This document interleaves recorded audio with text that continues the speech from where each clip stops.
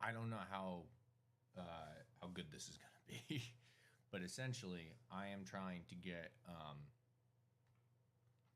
We're trying to do the second session of the first round of the Defend the Citadel thing. So basically, I have never done this on my own. I usually have somebody in the chat with me in Discord, and that is not happening tonight. So I'm trying to just speed run this stuff. But because it has to be done, because people are over here, people are gambling, people are putting bonuses into this stuff and really trying to figure out, they're rooting for non-player characters. They're rooting for people who aren't real. So I'm gonna make it happen. Okay. Let me bring up the board here. So this is our our second matchup of our first round. So the first round, right, has 4 matchups, and this is matchup number 4. This is going to be the second seed team called the Hallowed Dark versus the 7th seed team called the Grim Accord. And what's fascinating about this is a crap ton of the bonuses are actually in this matchup.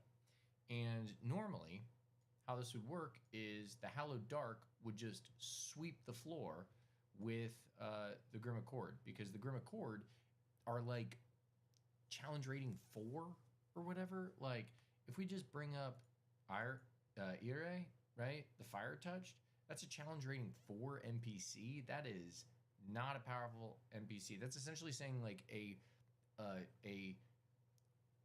party of like D&D players playing as characters, if they are level 4, if all 4 of those players have characters that are level 4, this person, Ire, the Fire Touched, she would, or Ire, whatever, she would be like a decent challenge for that team.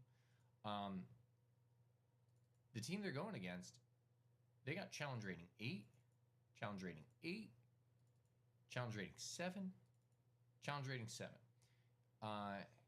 And the rest of this team is challenge rating 4, challenge rating 4, challenge rating 4.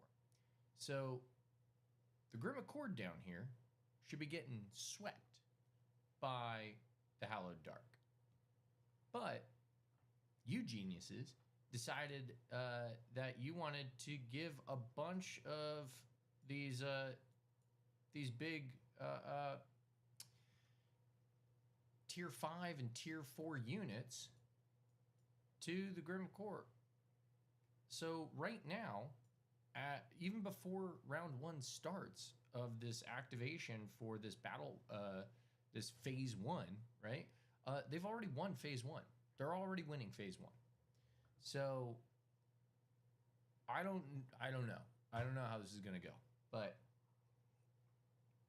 because basically it has to go to combat. It has to go to the end of the Defend the Citadel combat, and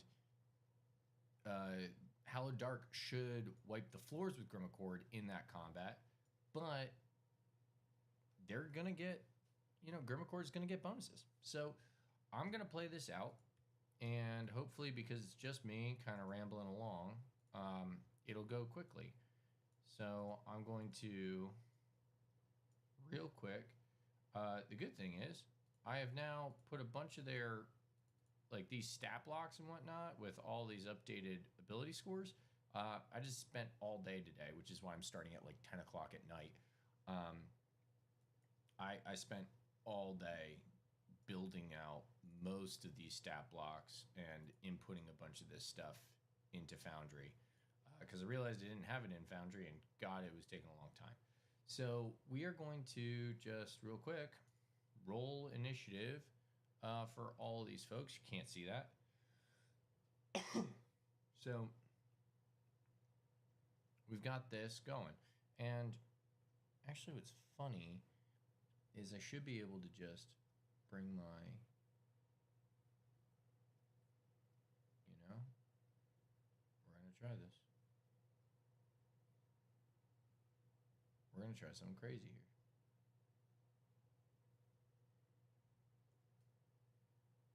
What if I go -12? Sure. What if I mask here? Sure. How's that look? Yeah, that's not bad. Sure. Okay. There we are. Yeah, so I don't know. Now you can kind of see this. Okay, we'll try this. I love ums, I love ahs. Gonna be really self-conscious about all of this. Great, let's jump in. So, first up is we're gonna do it reverse order. So Crix Bloodgnash is gonna go first. I haven't assigned any of these folks to these warfare units, so I'm gonna do that real quick. Grimaccord. Like officially, I haven't assigned a commander, so this is gonna be Uldun, and this will be Uldun. And then what's funny is that you all gave shout out to the Wild Sands of the South. Wild Sands of the South. You gave Uldun a tier 4 unit. So Uldun's tier 4 unit is going to be these Bugbear Berserkers. So right off the bat, Uldun is going to leave these Orc Wounded levies right in the rear, and then they're going to bring these Bugbear Berserkers. And they're going to go right up front. They are not messing around. Okay, that's Uldun's plays. Oh, whoops. It's Crix Bloodgnash. All right, let me go back. So Crix is getting. What's funny is this Orc Infantry tier 1. I actually can't give to Crix because they're only supposed to be controlling 1 unit each, and these folks are also only controlling 1 unit each because it's proficiency bonus, which is +3, rounded down. So they only get 1 each, which is why they're only controlling 1, 2, 3, 4, 5, 6. And you're saying, hey, Liam, there's 4 here, there's 6 here. Yep, some people gifted a couple of the additional warfare units to them as well. So Crix is not able to get this tier 1 because the Horde gave that to Aire. So Crix is going to be just the Orc Catapult, right? Or no, they'll do the bone bows. So Crix will do bone bows. All right, and bone bows have to be in the center. So we'll place them there. And Crix gets 1. Great. That's the end of Crix's placement. And now it's Aranor. So Aranor, or Aranar, is they did not get anything, so they just get a +1. Now, they are big boy leader pants, so they're going to get the aerial.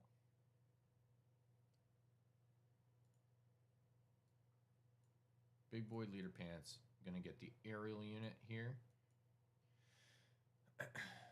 Okay. Next up is Draven Malus. Draven over there is Draven got martial advantage plus an additional warfare unit tier 1. So that's Draven right there.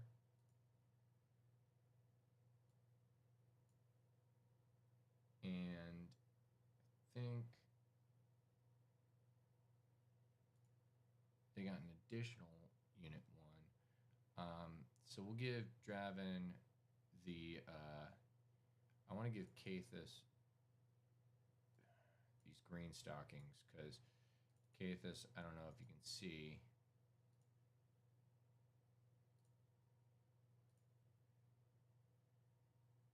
Let me see what Kathis. So Kathis is like got a bow. So they're already an archer. So they're gonna be in charge of the green stockings. So I've got Draven here with 1, and they get an additional 1. And I think I gave, as an additional 1, I think I gave them the cavalry. Just because, might as well give them +1. Give them some cavalry. So they've got human infantry, and we're going to throw these folks right there, and they're in now one of the strongholds. So they've claimed the stronghold. They're defending a stronghold, and now we are up with who's next? Athlonia. Athlonia has one of these folks. I think we already gave that, yep, to Ide. Athlonia also got a bonus here. They got an additional warfare unit tier 5. So that's right there, these Elven Drawmasters. And they're artillery, so they have to live in the center. And I actually want them to be right where the orc catapult is currently, so I'm going to move that to get it out of the way. And let's see. So we've got Uldoon has this one. Uldoon has this one, because you can get 2 levies for the price of 1 tier 1 unit. That's Uldoon. Uldoon also got bonus. Tier 4, which is why they're rocking the Bugbear Berserkers. The Orc Infantry has to go to Ire. Crix got the bone bows. Is that true? No, Crix did not get the bone bows. Sorry. Crix got the Hell Riders. That makes sense. Crix got the Hell Riders because those are orcs, and Crix. Well, Uldoon is an orc. Crix is a like were hyena sort of dude. He's a gnoll. So Crix is gonna get the Hell Riders, and then the orc bone bows is gonna go to Athlonia, and that feels right. So anyways, it doesn't really matter. Either way, Athlonia now has all of the archers. That's Athlonia. Yep. And then Crix gets the Hell Riders. Orc Hell Riders. Great, great, great.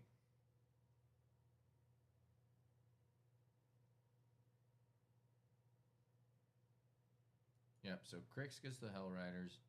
Aranor is over there with the aerial. Draven gets the cavalry and the infantry. Athlonia gets the artillery, and then was gifted the artillery as a bonus from the Order of the Green Knights. Kudos to the Order of the Green Knights.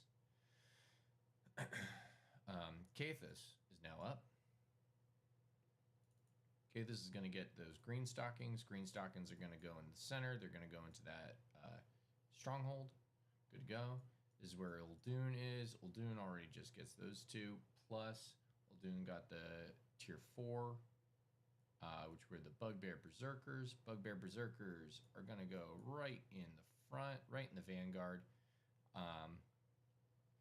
Great. Ire Fey Touch, or Fire Touched is up. They got Orc Infantry going right in the vanguard. And then we've got the Orc Catapult. How did I do this? Did I screw up? I might have screwed up.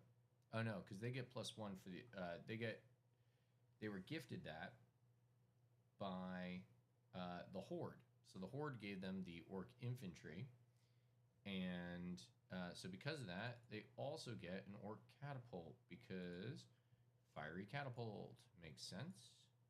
Okay, so we've got pretty much good stuff here, right? We've got Ire's doing the Orc Infantry and the Orc Catapult. Yarp, yarp, yarp. Right, and then last and the first to go here is Athmia Valkis, who is going to get the Human Shield Maniple. Right, so boom. And Athmia got an additional Warfare Unit Tier 2 from the Wild Sands of the South. And so, in addition to that,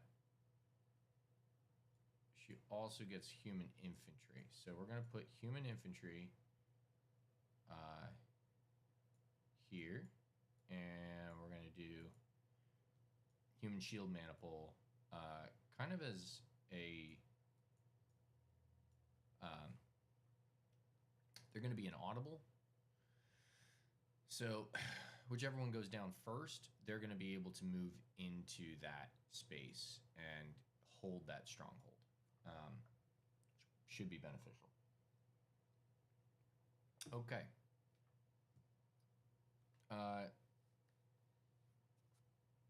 So we're going to begin the combat. Here we go. Athmia is up first. Athmia is going to hold... they're going to hold the line here with the Human Shield Maniple. I know that's a trait, but it's also they're just holding it real quick. And then the Human Infantry, though, is going to attack. So they're going to attack these Bugbear Berserkers. They're going to try to take... they're going to try to decrement them here and take on some casualties. So Human Infantry inside of the fortification, holding there at the city gates. And before they go, I'm just going to pull this up here so I can see my fortifications stuff. We're good to go. Beautiful. Okay, so city gates. Human Infantry, they're going to do an attack. And we are going to cut here. That's an @1. Oh my god.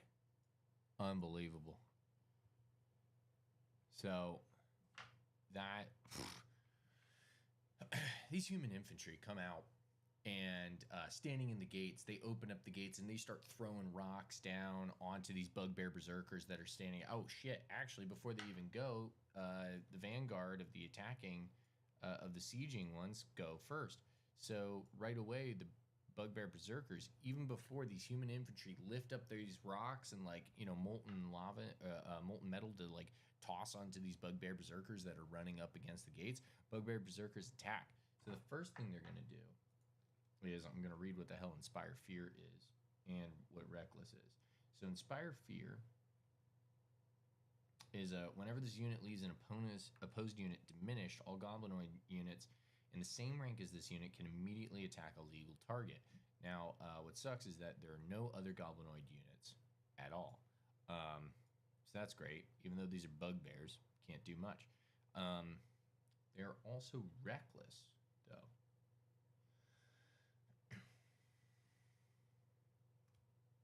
So this unit can take disadvantage on any attack test in order to have that attack test inflict an additional 1 casualty. Now, what's great about this is a free one, so they're going to actually do that right off the bat. And they also get Fury, which I'm just going to double check what Fury is. And whenever this unit suffers casualties, its attack and power increase by 1 for each casualty it suffers. This bonus lasts until the end of the battle. Additionally, while this unit is diminished, its damage increases by 1. Okay, so I got to remember Fury. So right off, they're just going to be reckless, and they're going to attack. They get a +8 to attack. They're going up against a 12 defense. Good lord. It's with disadvantage, so they get +8. I rolled a 5 and a 10, so I'm going to take the 5 with disadvantage. That's 13. So that actually beats the defense of this human infantry. So right there, it inflicts an additional casualty. So that human infantry is already down to 4 casualties left. And then they get a power test. Or no, they get 2 attacks. They're going to do a power test here right off the top because their attack worked. That's a nat 1. That's not going to do it though. But they get 2 attacks. So here we go. They're going to get reckless again. Why not? Let's get reckless. No, wow. Okay. I've rolled a lot of nat 1s so far. A lot of nat 1s early. That's crazy. Okay, so +8 is not going to beat that defense. That's crazy. I've rolled 3 nat 1s since I started doing this about 5 minutes ago. But they've dropped them down. These Bugbear Berserkers sprinting towards the gates burst through and start hacking and slashing. These human infantry are already down, taking some casualties right to start it off. And then there's these orc infantry here. Their traits are relentless. As a reaction to suffering a casualty that would cause this unit to break, this unit makes a DC 13 power test. On a success, this unit does not break and has 1 casualty. So basically that means they're really tough to get off the field. It doesn't affect anything here though. So their attack is +4. They're going up against a defense of 12. So let's see.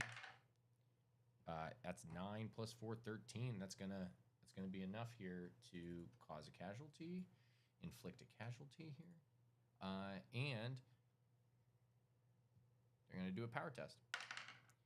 Power test here. That was a 6 + 2. Not gonna be enough to beat that toughness. So the human infantry. Both these Bugbear Berserkers and the Orc Infantry sprinting up, bursting through the gates. The first round and the front lines of these human infantry at the gates immediately are not doing it.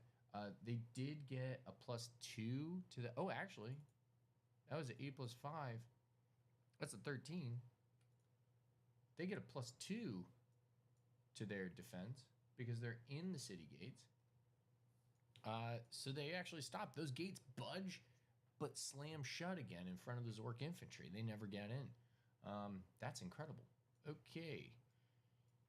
Yo, these guys, Hallowed Dark, man. Hallowed Dark needs to take like a serious walloping here, for the Grim Accord to stand a shot in the Citadel combat. We're gonna go to Ire. Ire the Fire Touch. So first thing she's going to do here, that is her Orc Infantry. But more importantly, it's the Orc Catapult here, and it's got a Siege Engine trait. And of course, the Siege Engine trait, this unit must spend 1 round of battle doing nothing before each attack. This unit can attack a fortification. It automatically hits. No attack test or power test needed, and deals 1d4 + 2 damage. So what's crazy is this thing might, unless some serious damage is done and they take out 2, the Hallowed Dark are able to take out a tier 2 unit, they're not gonna make it to round 2. So this orc catapult just starts as it begins to wind up and lock itself, ready to spring an attack here against the fortifications. And with that orc infantry right up the top, again, those orcs are at the door. Orcs are at the gates, and they're going to attack here. So +4 to attack. They got to beat a 14, so 10 or higher. That's 16 on the die. That'll do it. Okay, that one, these orcs break through, and they already deal a couple casualties. Single casualty to the human infantry at those gates. Calls to the back to help support them here. Let's see, they're going to do a power test. They got to get a +2 to their power test. Their toughness. Toughness does not increase, so it's 12. They got to beat, and they have a +2, so they got to get 10 or higher. That's a 6. So, so these guys only deal 1 casualty, and the gate slams shut in their face again. Ida is done. Okay, Uldun. Uldun is here. Again, Uldun's got these orc wounded holding up the rear so that their center is not exposed. Oh, and up here, everybody is exposed. So I just got to make sure.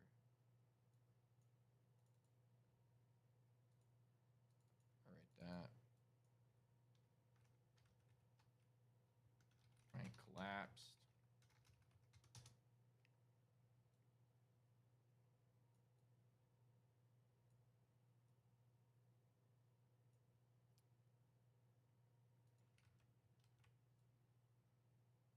I got 2 ranks here. And we've collapsed the reserve here. So these ranks are collapsed.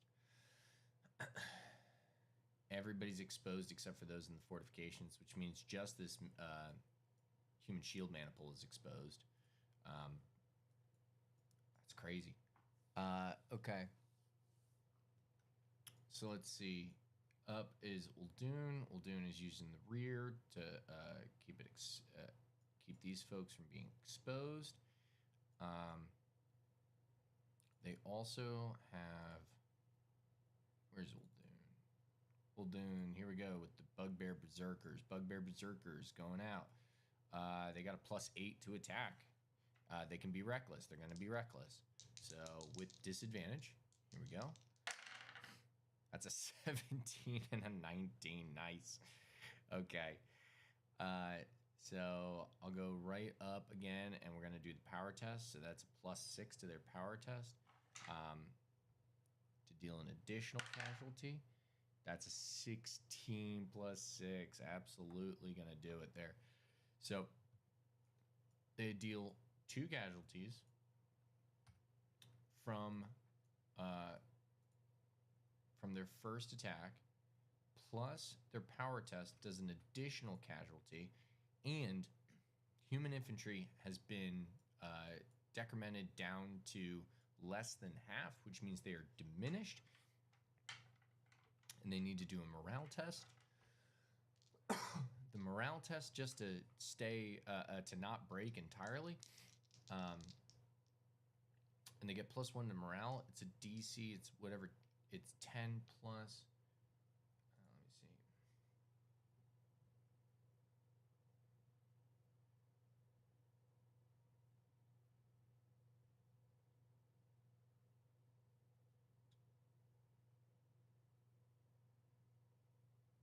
Yeah, basically it's 10 plus diminished.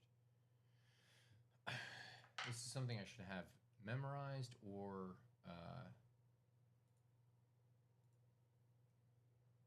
just straight up, just like copied and pasted. So this is the fun of it.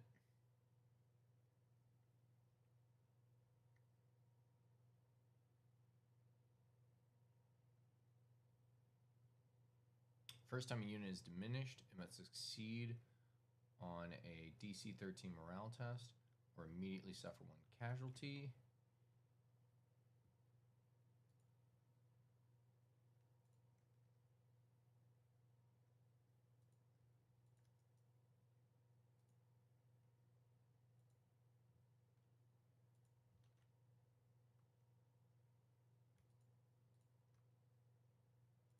We're going to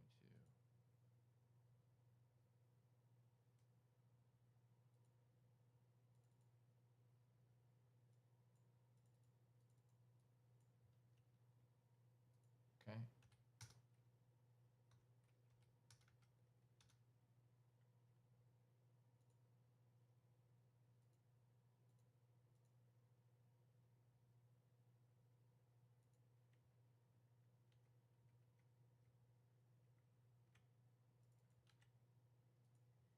What I'm doing now is just copying that into a Google Sheet that I have first diminished.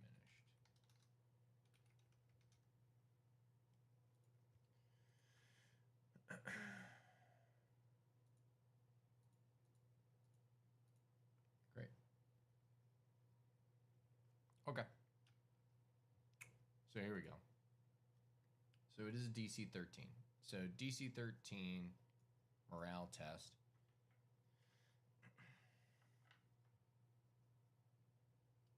And immediately suffers 1 casualty. So it's DC 13. It's got +1. It needs to get 12 or higher. Here we go. That's an 8. Okay. These human infantry, after having these bugbear berserkers break through, the bugbear berserkers break through and immediately start shredding. They are grabbing any of these humans, lifting them up, ripping them in half. This is full on like Halo Wars stuff where the Covenant break through and just start ripping these humans to shred. And even though they are swinging swords and they're raising shields and all that stuff, it is not stopping these orcs from just these bugbears from absolutely demolishing them. Bugbears attack. They can't move, or they could move in. They absolutely could move in. And already we're gonna have Uldun versus Athmia here in a stronghold combat. And because this is the opening in the city gates, they're going to move up. Now they claim it, and this is under contest here. This whole city gates thing is under contest. So neither gain the bonuses at the moment. That's awesome for Uldun. Uldun is going to stop, and once again, honestly, shout out to the Wild Sands of the South for giving that bonus there. Okay, next up is Kythos. Kythos here does have the green stockings. And so they're going to fire away.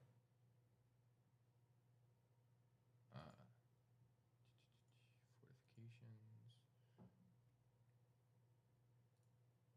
Pull this up. Yep. So they're going to, they've lost one. So Hallowed Dark is now down to 9. Oh boy. Grimmacord is bringing it in this battle. Okay, so the green stockings are going to attack here, and they're gonna straight up attack these. Gosh, they need to. They absolutely need to. I mean, they need 3, really. Yeah, so this is going to change their tactics. I mean, this is a Hail Mary here. They're going to aim for the Hell Riders. They've got +7 to their attack. They got to beat a 13 defense here. So they're gonna roll here. They need a 6 or higher. That's a 4. Okay, okay. These arrows, the green stockings are up atop this tower, this solo guard tower in the center of the citadel, and they're aiming and loose their arrows. The Hell Riders use invasive maneuvers. These arrows drop down, no casualties taken. Um, they're in trouble, folks. They're going to get a second attack here. They're going to try to do this because they do get 2 attacks. Let's see what they can do. +7. That's a nat 20. Okay. All right, so they're starting off here. So nat 20 here is going to drop this down to a 5. Now they absolutely need to get a solid power test here. They do get a +2 to their power test, being in a guard tower. And they got to beat a 12 toughness. So +2 and then +2 to their regular power modifier. So that's +4. They got to beat a 12. They got to get 8 or higher here. 2 nat 20s in a row. Okay. Okay. So that's going to drop them down another. They're down to 4. Decrement down to 4. What they're going to do. They have harrowing. Oh, no. Harrowing only works for. Doesn't work against artillery. Unit traits. They have Jaunt. I don't know what Jaunt is. I know Jaunt is. In place of its movement, remove this unit from the battlefield. It returns to the space it left or an unoccupied space if that space is occupied at the start of its next activation. Okay.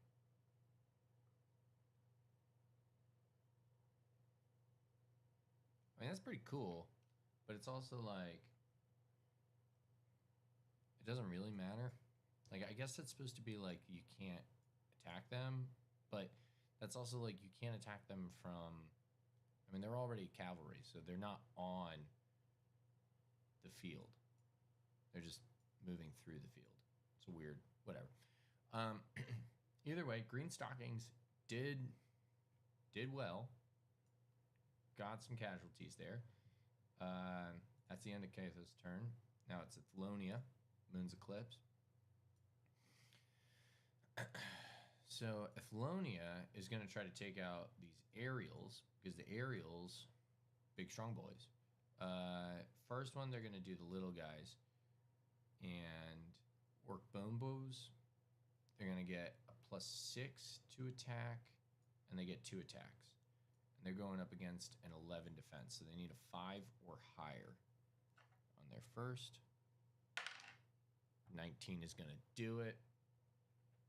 So that's definitely going to take decrement that die down to 5. And they're going to use their power test. Power test +4. They've got a toughness of 9. Oh boy. Here we go. Oh yeah. Okay. Only 1 damage. So they're going to drop them down to 4. They get 2 attacks though. They're going to keep firing at these human aerials. Wow. Right there. 14 on the die for that second one. And that's going to drop them down to 3. Okay. They are adaptable. So they get advantage on these morale tests here. Because at 3, they're diminished. So we are going to do a little morale test. Advantage 10 plus 1. No, it's a power test. It's a power test. No, it's a DC 13 morale test. They only have a +1 to morale. Oof.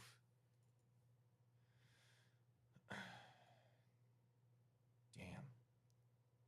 With advantage. That brings them down to 2. Good Lord. Okay, and they get a power test after that. Because they hit them on the power Okay, here's the other power test. It's 11. 11 on the die plus 4 is 15. That's going to beat their toughness. They're down to 1. Uh-oh. Arrows firing into the air. These orc bone bows just clipping the wings of these hawks. Okay, here we go. Elven Drawmasters. Oh god, even more powerful. And they have a focused aim. What does focused aim do? Maneuver, focused aim.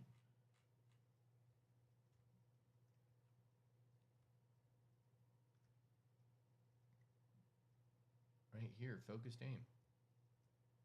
As a bonus action, this unit can increase its damage by 1 until the end of its activation. To take this bonus action, the units must not have moved this activation. They haven't. And after taking this bonus action, it cannot move until the start of its next activation. Okay.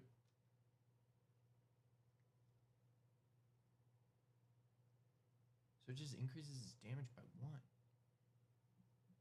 Crap.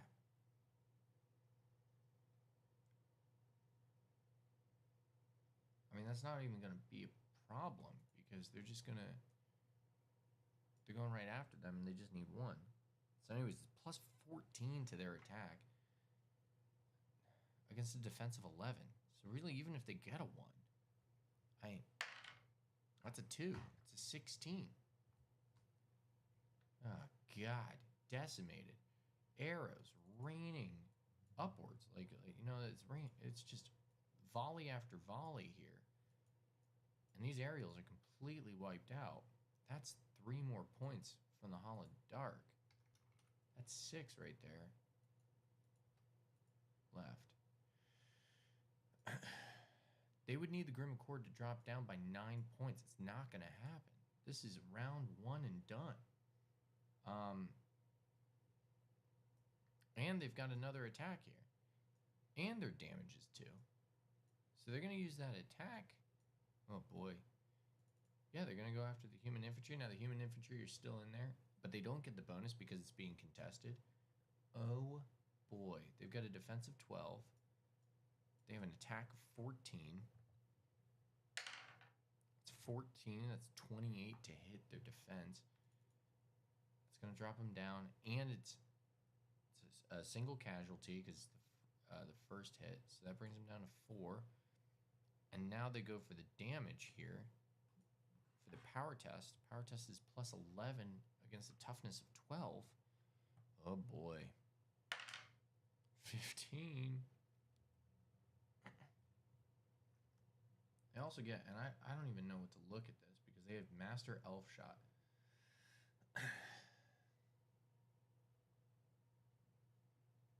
So when this unit succeeds on a power test, as part of an attack, which it just did, the target unit must succeed on a DC 15 power test or become weakened until the end of its next activation. So right there, they're going to drop down 2. They're diminished. So now they need to do a morale test. Plus 1, it's a DC 13. They got advantage and still failed. So they go down to 1. And now they need to make a DC 15 power test, which is plus 2, or become weakened. Okay. They don't get advantage on power. They're adaptable. It's only advantage on morale and command test. So not power. So they need to get they need to get a 13. They got an 11. So they are weakened. And they have disadvantage on attack tests and power tests. Good Lord.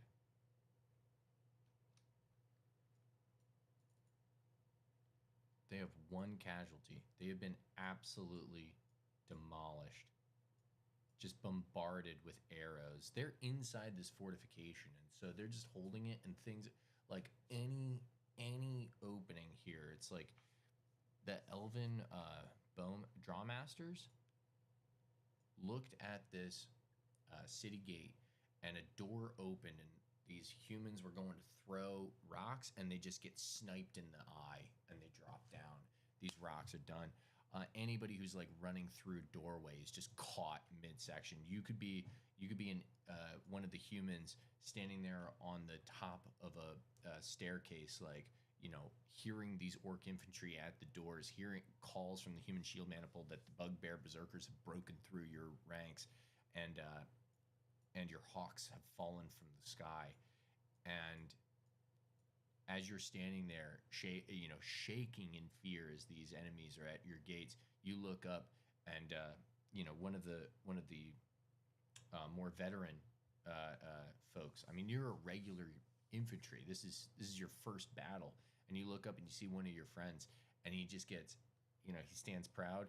He stands up straight, and his face gets hit by the light, and a gleam comes into his eye, and a bit of hope, and then an arrow through his skull, and he just collapses to the ground in front of you. I mean, that's what you're seeing if you're one of these human infantry.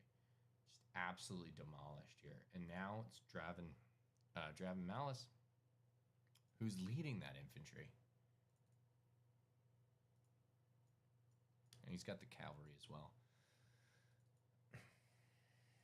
So Draven, first we're going to do it with this human infantry. I mean, they're going to absolutely try to attack this orc infantry here.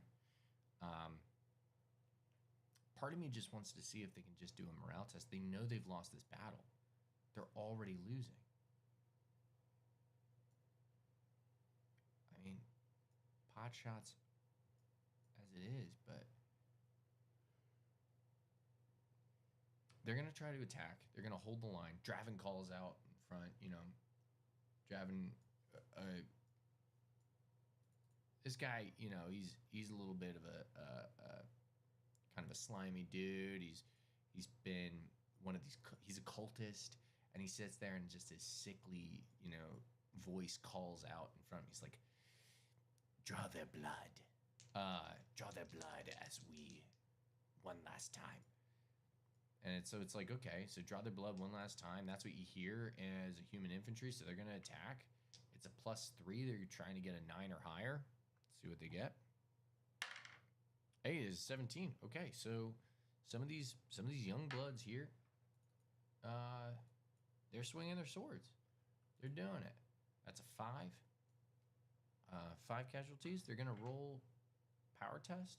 They need to get a 10 or higher. Beat that toughness. That's a 5.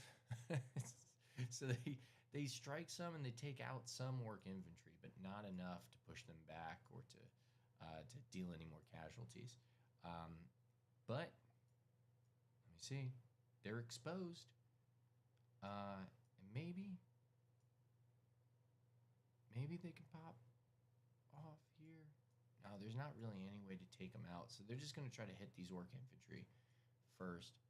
So they're going to do a +3 to attack with the human cavalry. And you see, like, the cavalry begin to gallop. They come around the city gates. They've got a +3. They need a 9 or higher to do anything to this infantry. That's a 6. And that's it, folks. That is what they had. The orc infantry turn, and they just brace the impact of these cavalry. The cavalry are immediately, like, the horses look and see these scary ass orcs and rear back and turn in the middle of the battle, and they can't do much. Aranar, he only had 1, and it was the Hawks, and they're gone. So it's up to Crix, Bloodnash. Crix had the Hellriders. So the Hellriders are going to chase down these cavalry here. Human cavalry.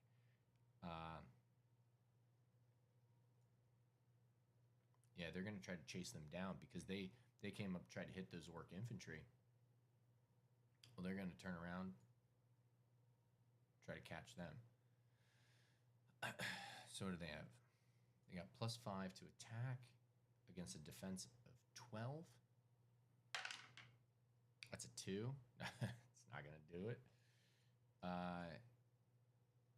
And that's their only attack. And so, even though they don't attack them, they do chase them across the field. And Crix, I think that's it for Crix. Yeah, that's it for Crix. Okay. So the Grim Accord easily beat these. And what's crazy is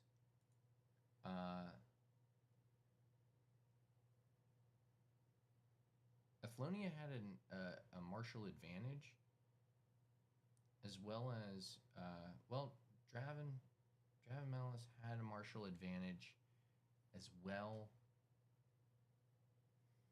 So did the Athmia. Let me look at what these martial advantages could have been.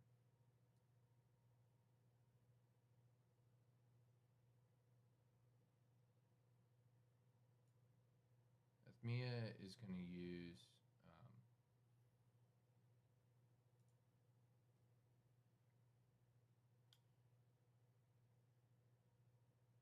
what is she? Oh, she's like a rogue. So she'll get a rogue martial advantage.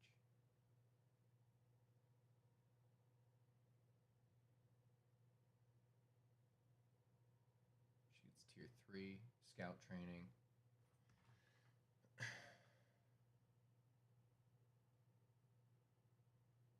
They have the scouts trait. And that's what it's saying. They have the scouts trait.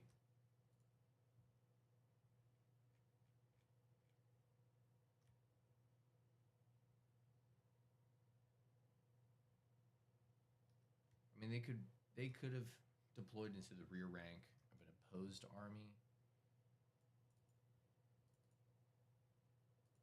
Is that even something that could have happened? I mean, the human shield mana pool, yeah, I guess it could.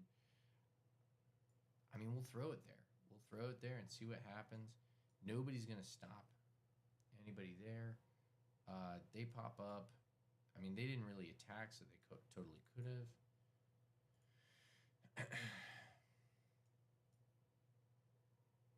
Yeah, I mean, screw it. We're going to go back in time and see if they could take a pot shot here at these orc bone bows. It's +5 to attack. They got to be defensive 11, so they do.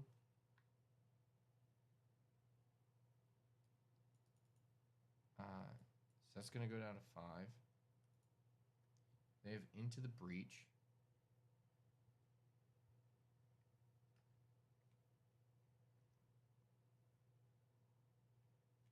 Into the Breach is...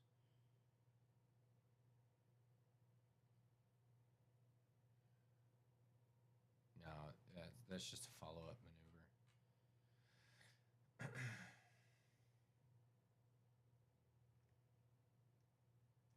And they're not diminished, so they don't have anything really to do here. So they're just going to do a power test.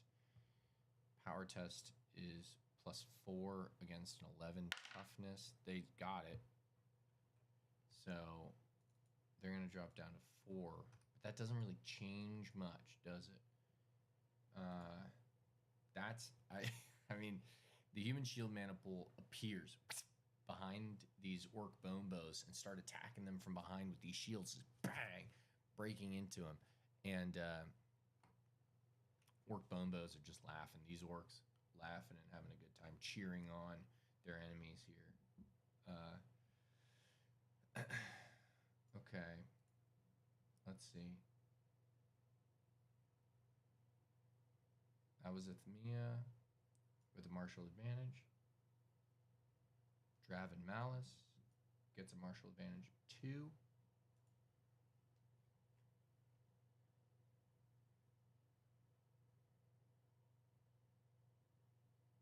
Draven Malice is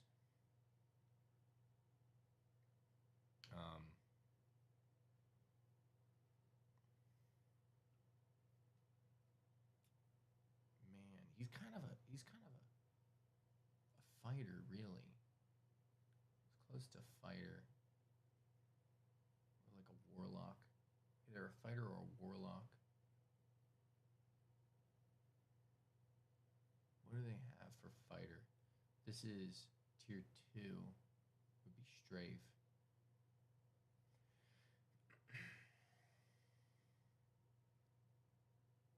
Oh, they just have the strafe maneuver. That doesn't do anything. Good lord. Or at least not for this.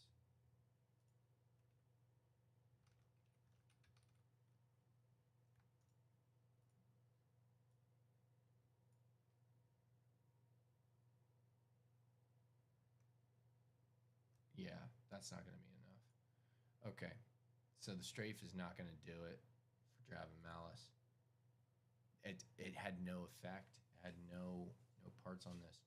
And then Athalonia, Moon's Eclipse. Here we go. Definitely a fighter. Martial advantage, tier 2. That's going to be strafe. They do have, they don't have aerial or cavalry. So that's the end of it. that's the end of it. Okay, so that's the end of phase 1. That was about an hour in, I think.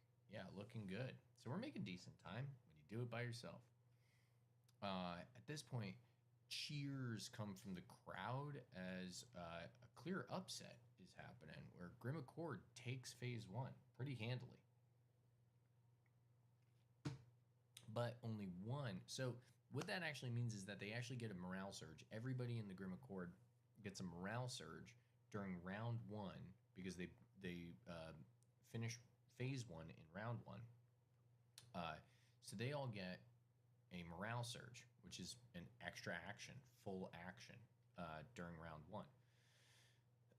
It might be enough to keep it alive. So let's see. Right here, though, this is going to be it's going to be Bugbear Berserkers were Uldoon, and they took out the human infantry from Ethmia.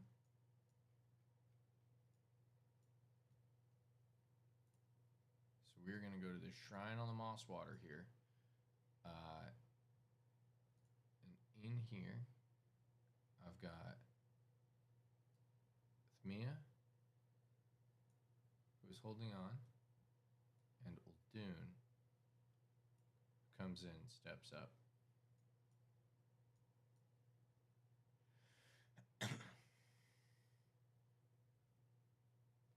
And what did they have? Human infantry, and Bugbear Berserkers. Nice.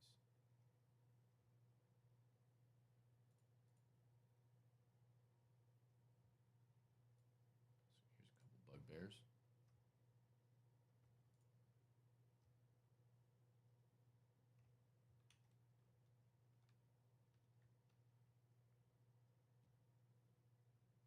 And we're looking for humans.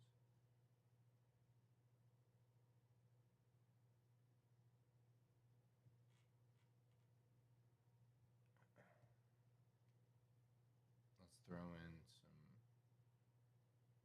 we'll just say animated armor as the reference for the humans.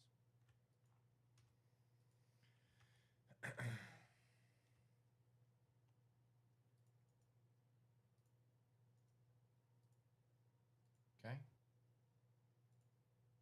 Gonna roll here. Oh, Jesus, this Ethmia's first. Now, the cool thing is they're gonna be half total hit points. So, half of their hit points is going to be, what is that, 58? Sure, 58. And here, 26. Uh-oh. See, this is where it's really going to be. This is where they may have gotten them in the first half. But Ethmia's up first.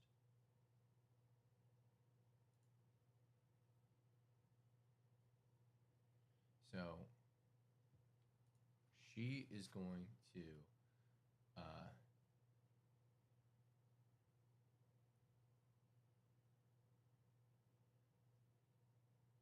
she's going to go 40 feet. And so this woman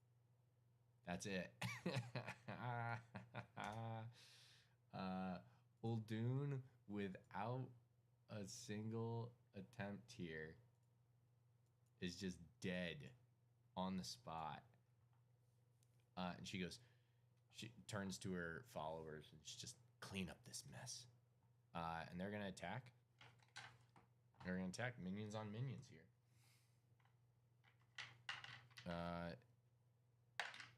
They're 10 plus 4.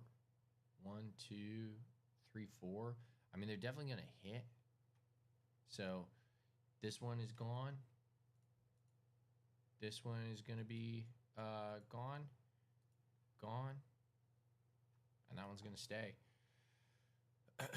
Last one, she's just kind of look over at the last minion there, the last bugbear, and she goes, "Flee for your life." And though they have broken into the Citadel, they will not be joined by Uldoon. Uldoon has been completely removed from the final phase of this combat. Okay, we're gonna go into the where was it? Dreadwarren Fortress. Sure.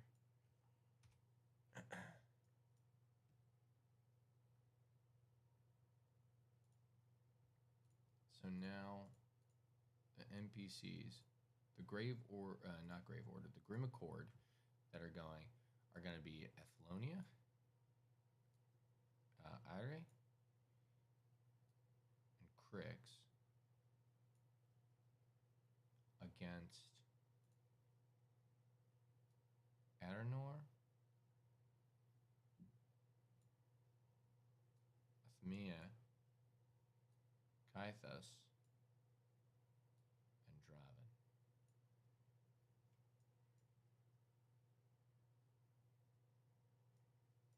And what's fun here is I'm going to select all these. I'm going to add them into the combat. We're going to roll initiative real quick. Boom, boom, boom, boom. But they all have minions joining them. Because this isn't... fuck it, we'll add some minions. Kythus is going to add... We'll add some little guys here.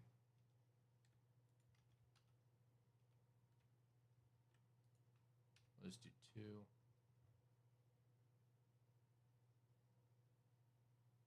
Actually, they controlled 1, so there's going to be 1.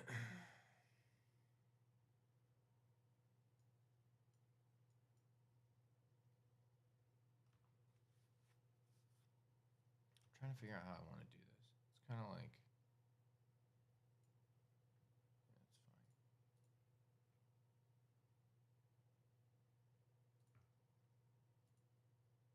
Animated armor.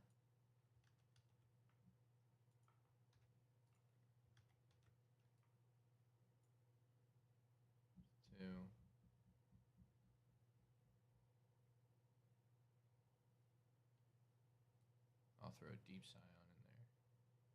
And then we just need somebody with looking like sniper.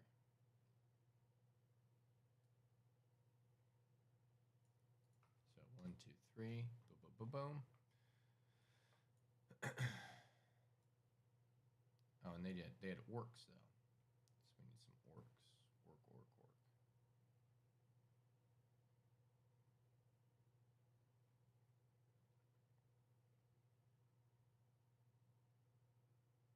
We need to add orcs. That's interesting.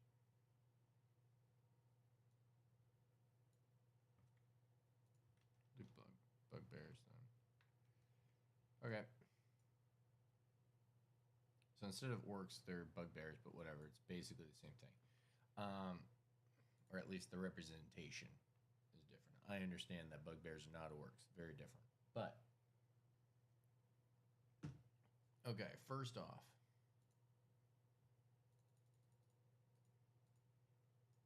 Kythus is there. Kythus is going to fire Uh, yeah, let's see. 3 scaled longbows.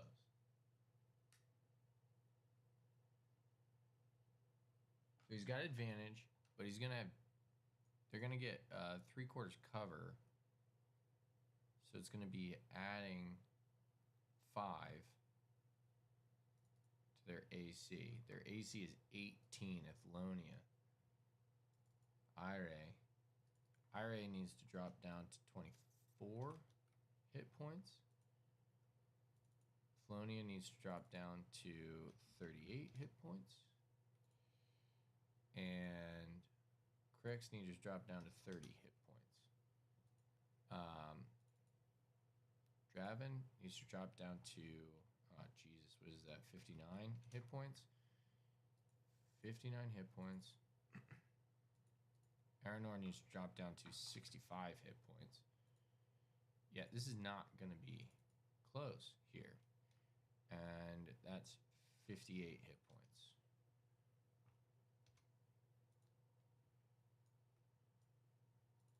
Okay, that's 52. 52 hit points. Okay. Keth is going to aim right at Ira. And they're going to fire. They're just going to try to hit him.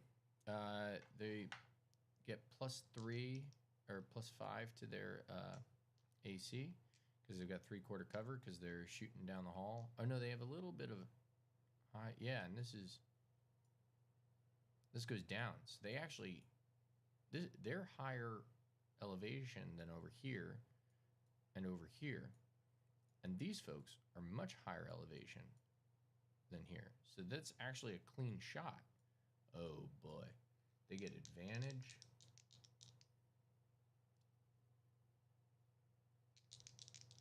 So Kathas has advantage. That's a 16 on the die. Oop. 16 on the die.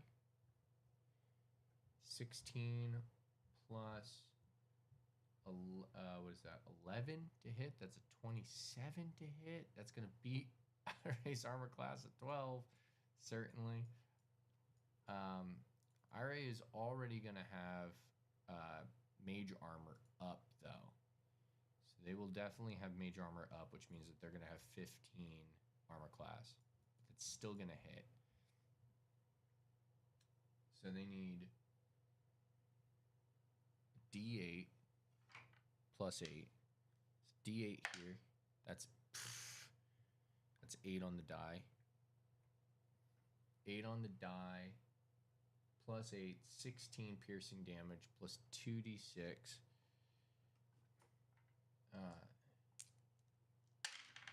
2d6, that's 10 on the d6 here. So 16 plus 10 total damage. Piercing damage and necrotic. They do not have damage resistance to either of that. So is that 16 plus 10? That's 26. They're out. They're gone. Ira the Fire Touched. Okay. So folks, Ira the Fire Touch steps up and she goes, "Now, this citadel will burn." And her hands begin to just engulf in flames as she pulls back and is ready to unleash one of her classic fireball attacks. And then through her neck is a perfectly placed arrow. And she is deceased, defeated in this combat. And the bugbear turns and runs away.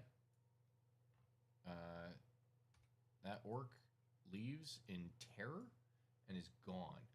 That is the first of 3 attacks. Scaled longbow. Nobody has attacked Kaithas yet. So they are going to attack with advantage again. That's 16 on the die. So 16 on the die. Over here, it's the exact same thing. They're going to go after to Crix here. Crix is 30. 30 hit points here for Crix. Let's see. So Crix, holy shit. Crix is gonna have another D8 plus 8 and 2D6 coming at him. So D8, 2D6.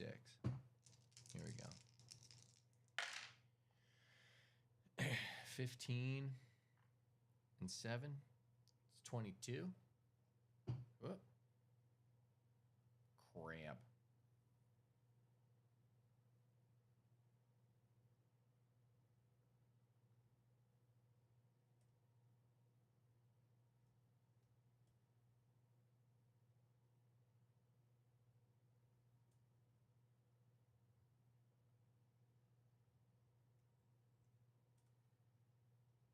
Crap.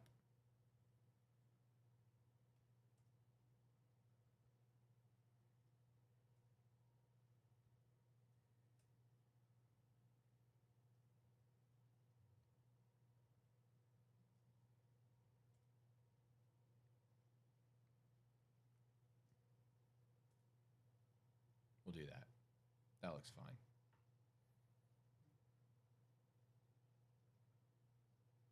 I think I'm there. Okay. So, what is that? That's what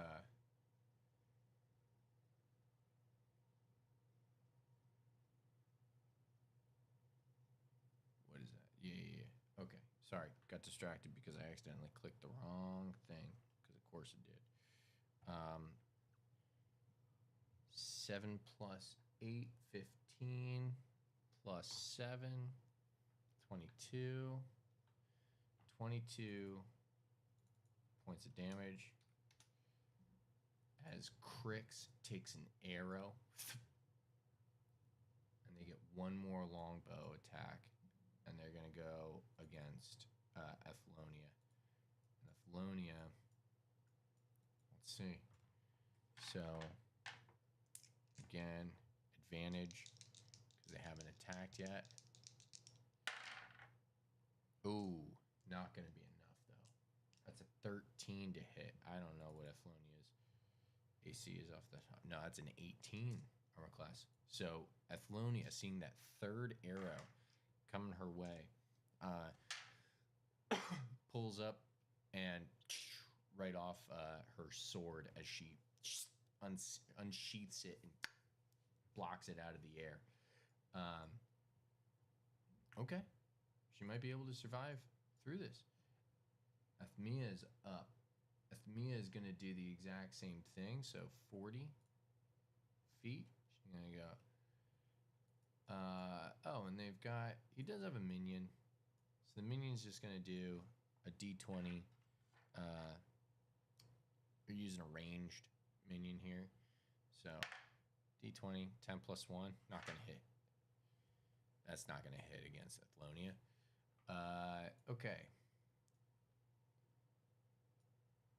So, what's crazy is even though they have a morale surge, right? The Grim Accord do have a morale surge this round. They have to get to their initiative to use their morale surge. Athmia is going to make sure that that doesn't happen. 5, 10, 15, 20, 25. She's going to get there, she's going to stop, and she's going to be able to use a ranged soul blade here. And the ranged soul blade is she's just going to pull up here and just send out her arm, and it fires out this necrotic energy here. Is that, or the psychic. Yeah, it's psychic energy. Kind of like Psylocke here. And she's going to roll an attack. That's going to be... We're going to see what happens. Nat 1, baby. Okay. So, usually in a ranged... if there's somebody near, in like a close vicinity to who they were targeting, they're going to see if they can hit them. There actually is this bugbear here, so they're going to see if they can hit or no, it's no. Excuse me. Um, so the bug, it's actually this orc here. This minion is just like jumps in and just like home run derby style cracks it, and that first attack from the soul blade misses, but a second one comes out real quick, and that's a 14. 14 on the die plus 11. That's a 25 to hit, and this one's going to catch Ethlonia. And so that is 5d6 plus 8.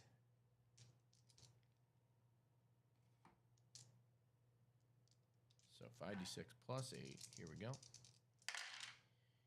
That is 5, 10, 12. Okay, so 12 plus 8 is 20 psychic damage. And Ethlonia needs to succeed on a DC 19 wisdom save. That's plus 4 to her wisdom save. So she's going to need a 15 on this. She's going to take 20 damage regardless. She's going to need 15. She gets a nat 20. Let's fucking go. So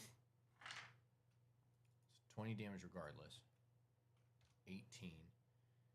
As this psychic blade comes out of her right arm. First left arm at Uldoon, or not Uldoon, sorry, at Crix. Home run derby smashes that out, right? That orc looks and he goes, "Commander, I will defend you to the last." And then she sends another one out and laughs, just cackling as she's going like, "Your end will come at the dragon's request." And throws out this other psychic energy and just catches Ethlonia in the chest, and an explosion of psychic energy across her breastplate. And she takes 20 points of damage. But she looks and she goes, "Fear me." Ethlonia looks and just steel gaze. "I am not as weak in mind and soul as my compatriots are."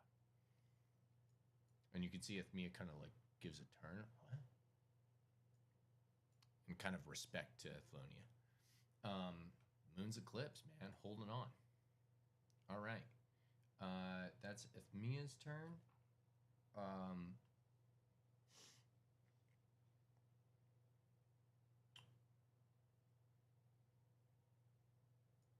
Okay. That's going to be... she's going to take the dash bonus action to go back. And actually, she's gonna use the bonus action of Sun Eater's Gift.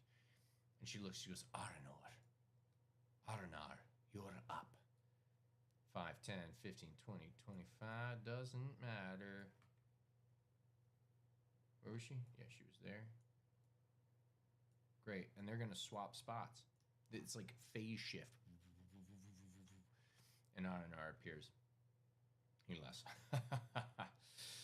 Good. Time to strike in the dragon's ways. Crix, pretty freaked out about this, just starts screaming. Smashes his chest and takes off. Okay, let me pull up Crix.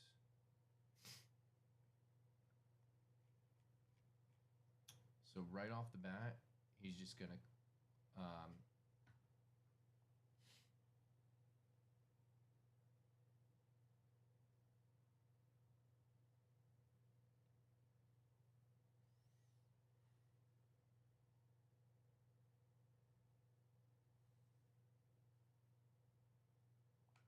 he's going to use Call Lightning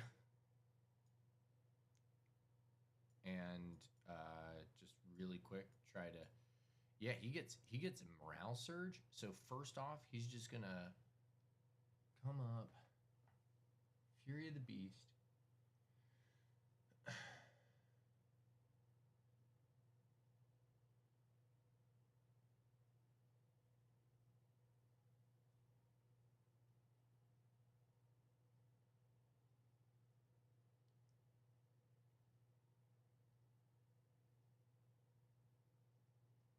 gonna go nuts. First thing he's gonna do is he's gonna call lightning. So right off the bat, he's gonna make a 10-foot tall, 60-foot radius. There's a cylinder. Jesus Christ, 60-foot radius.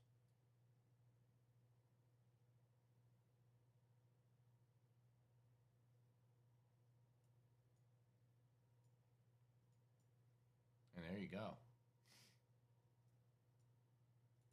Right there. And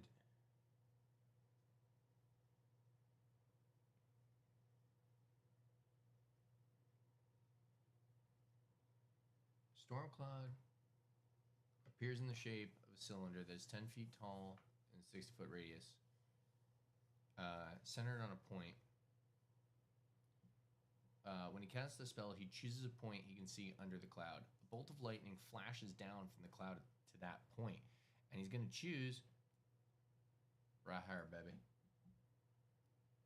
Or at least certainly right next to the two of these. So each creature within 5 feet of that point must make a DC 13 dexterity saving throw. So he's going to hit all three of these folks. Boom, boom, boom.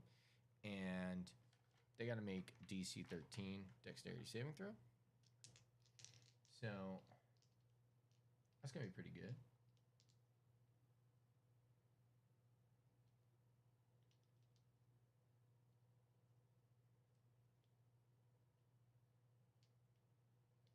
Okay, so here we go.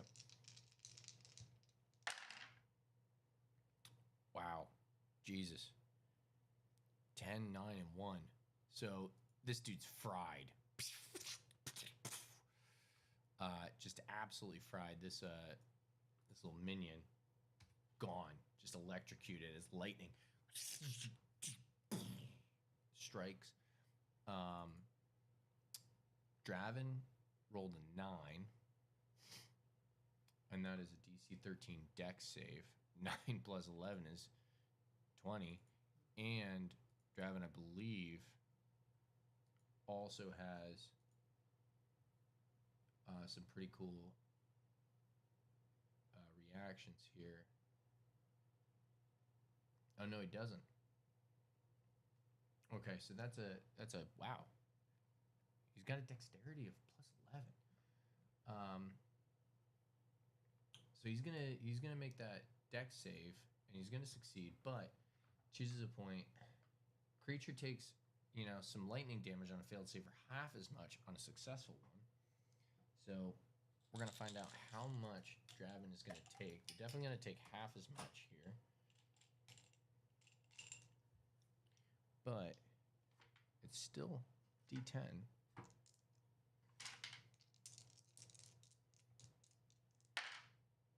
Let me see. That was a 1, so that's 10 total. Okay, so Draven's gonna take 10 total. 10 total. Half as much is 5. Oh. Well, that's annoying. I can't undo. Sure. Okay, so 119 is 59. Minus 5 is 54. That's what I want. Okay, so Draven gets a little sparked as this lightning hits, and then Aranor is 9 plus. Oh no, he rolled 9, so that's a 10. 10 plus the dexterity, which is plus 4, so that's a 14, which is going to pass that dex save. And yeah, so they're also going to take 5. So that's 60 hit points left. Holy shit. They're so fucked. And they kind of they get zapped and they go Draven, a chill down the spine. Actually, they're here. And it's Athmea. Athmea goes, a chill down the spine. And driving goes, it's stings. Awesome. That's gonna be Crix's. That's gonna be his first, but he gets a morale surge. So Crix's morale surge is gonna run up. It's gonna bring the bugbear, which is the orc, next to him, and that minion goes, "Come with me." He's gonna bring there, and he's gonna go, change and feel that morale surge pulse through him, and he's gonna charge up and turn into his hyena form. He becomes a full hyena. Goes from null to like were hyena, gaining from 6 feet hunched over to 8 feet tall hunched over. And as he rears back, he becomes full 10 feet tall, 300 pounds, ripped fucking hyena form. Claws extending out another 6 inches. The hair becomes a full mane. And his dreads kind of become full shaggy mane here. The muscles are bulging in his legs and his back and his arms. And he turns and howls a little bit in hyena and begins to laugh, do the hyena laugh. And then he's just going to go claws, claws, and bite on Aranor. So first one, I'm going to clear out a lot of this, a lot of these dice to clear some space here. And here's what we're going to do. We're going to roll all 3 of these attacks. No, he gets advantage. So he's going to get advantage on the first bite. Because he's got his buddy there. All right. So first bite is claws plus 5 to hit. So that's... I'm going to cut back real quick so you can see. The armor class is 20. All right. So you got to beat a 20. 11 and 10, and it's plus 5. So the first clause is going to be a miss. Second clause, he's still got advantage.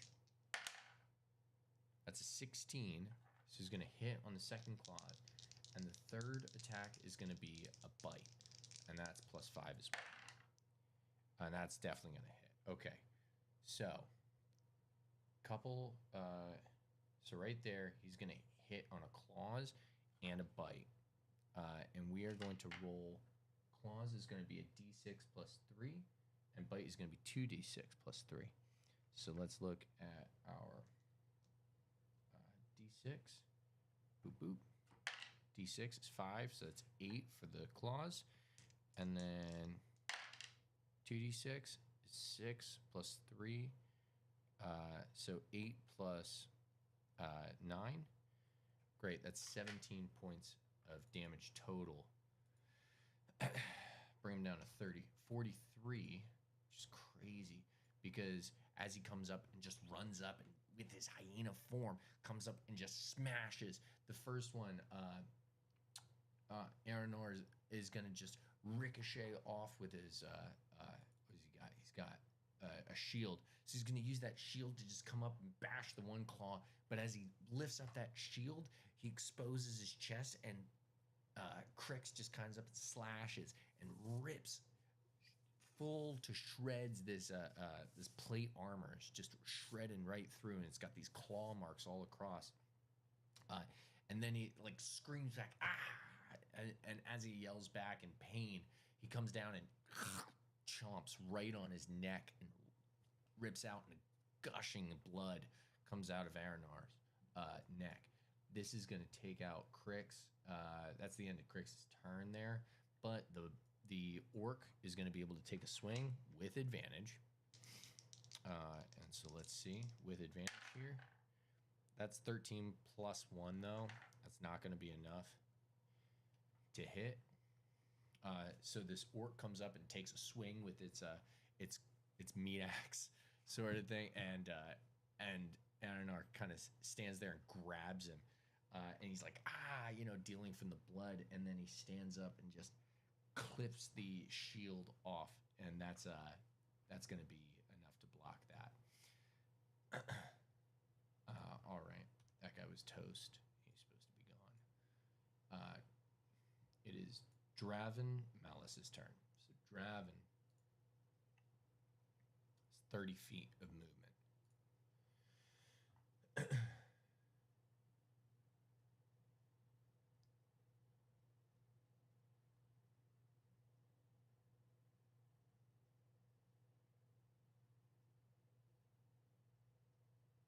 Wow. Before he even does that, he's going to go look and he's going to turn and basically kind of make a crazy kind of pause. Starts laughing. He steps up into the center of this this like ring here, and as he stands there, he goes, "The dragon, the hallowed dark, will soon be here, and we shall all celebrate. You," and points over at Athlonia, "and you," and points at Crix. "You will join us. Don't you see? It is coming. The end." And he's going to use Blood of the Dragon. And the two creatures there feel their blood begin to boil and simmer and spark. And they can feel the heat emanating through their skin. And they are going to take a crap ton of damage here.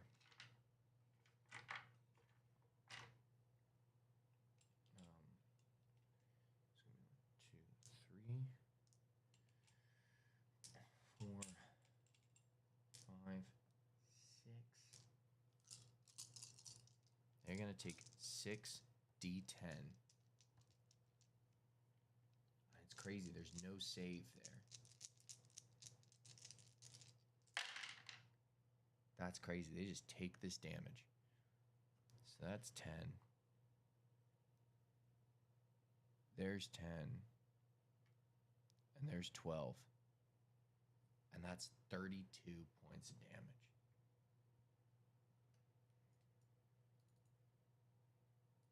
Athlonia is out.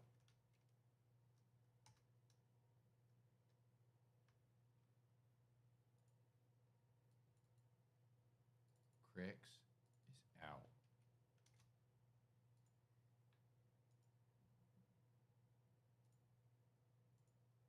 Both defeated as their blood begins to boil. And up to 3 creatures, so this bugbear is also just toast. The orc is just toast. And wow. He just kind of looks at them and begins to laugh and cackle. And everyone, again, we're in the stadium at the Slag. And this whole crowd is looking and cheering on and like getting really excited about how the underdog really just won in the first round. Or the first phase of this. And then Draven just pulls that out and turns and looks and says, "These two have been blessed. And you will be blessed as well. Join us at the end when the Hallowed Dark comes for us all."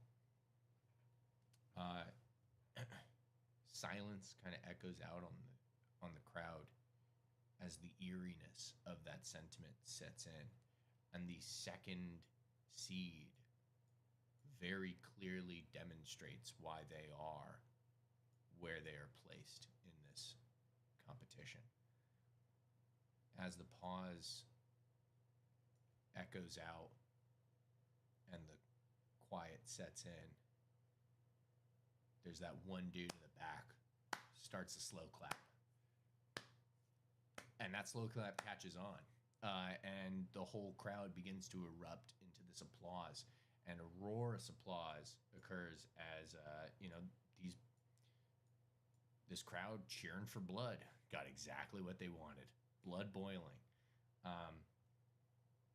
So that concludes matchup number 4 of round 1 of the Defend the Citadel competition here at the 4th annual Tour de Xerdani. I am going to update our official bracket here. Let me cut to this real quick. Boom, boom, boom. So, we're going to come down and let me see. So right off the bat,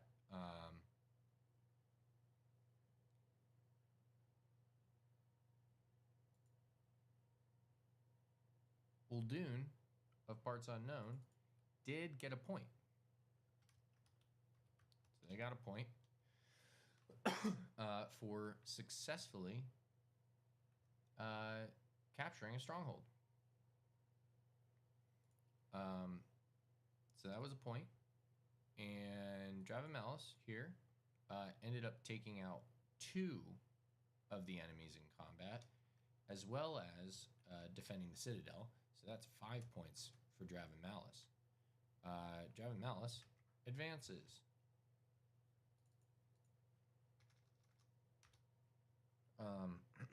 Also in the event tree, Hallowed Dark is the winner of matchup 4, and the Grim of Cord is the loser of matchup 4. So they go into the losers bracket. Again, you can score points, your choices here in the brackets. If you said, hey, I think Uldoon of Parts Unknown was going to go here, that's fine. They still could get more points than whoever was over here. They're not going to get, in the official bracket here, Malice succeeded with more points. But Uldoon of Parts Unknown could gain some points here, and I'll update that as we go along. So right now, we've got, yep, that's the end of that. So I'm going to the official bracket here. Eranar, Valkis defeated nobody. So that was, they got 3 points though.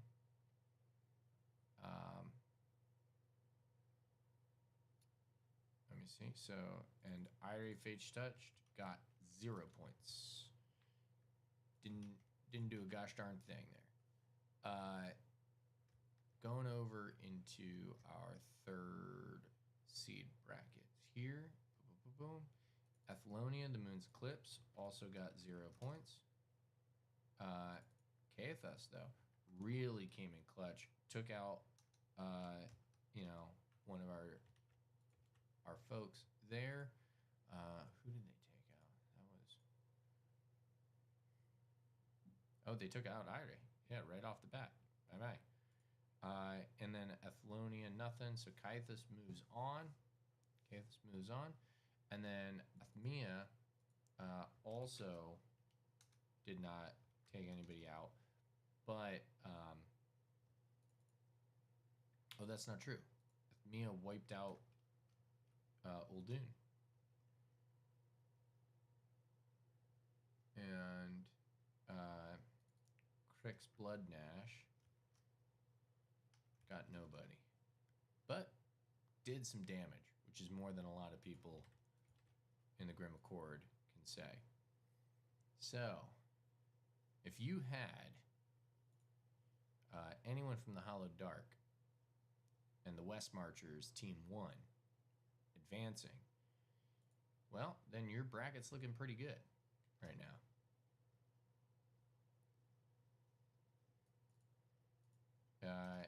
If you didn't, and that's okay if you didn't, because there are still points to be won, but they are going to be in the losers bracket, and they're not going to be able to take you much further there. So we will see. I'm just going to take a little look. So like Haloran is out, but hey, there we go. There's one. And we got like Yunke moving forward. Sure. Uldoon, Parts of Unknown. Did not make it there, but could get some points here. Lindir Everstream could miss out, right? And so saying that Uldoon, Parts Unknown, going into our event tree here, right? Grave Order is going to go up against either the Soulbinders or the Black Iron Pact. So they could score some points. And Grim Accord might sweep the floor with the second West Marchers. Who knows? I will update all of the brackets and see how we're doing here. Bunch of brackets are busted right now. For example, Scarlet Shadow still could be there. Oh, a lot of Soul Binders. Scale Guard's still in. That's good. Sir Von Mar is a solid pick here from House of Keffel. Von Mar again from the Horde. And Ethmia Valkis very looking real strong right now. Athlonia, not great. Because Athlonia and Ire both are going to get 0 points in the final round here. So Order the Green Knight, sorry, bud. Not looking great there. But Val's still in here, so People's Mountain Scarefell, looking good.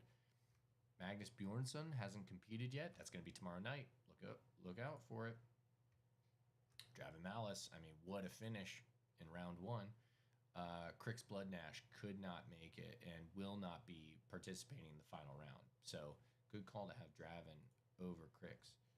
And Uldoon of Parts Unknown. Oof. See right there. There's what it is. Ooh, Ethmia. So Ethmia could still go on, so you get some points there. All right, folks. It's real. It's fun. Thanks so much for joining me. What a ridiculous thing this is. And yeah, I'm literally alone in my apartment having fun with myself. So I'm glad that you're watching. Okay. Until the next round, which is tomorrow night. Next matchup is tomorrow night. I might do another one if everyone else goes to sleep and I'm just, still jazzed up. I might do another one right now. If that's the case, I'll be doing the Soul Binders versus the Black Iron Pact. And we'll see how that goes. But other than that, till then, go forth and conquer.